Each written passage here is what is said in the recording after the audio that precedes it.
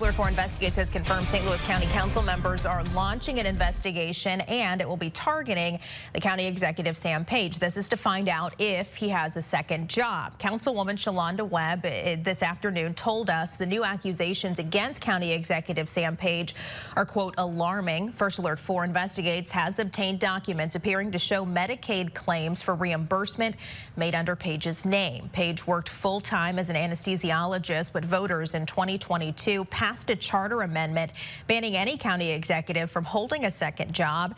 Page has said he does not get paid, he just volunteers. Still, Councilwoman Webb says people deserve answers, saying an ethics committee will now be looking into it. A car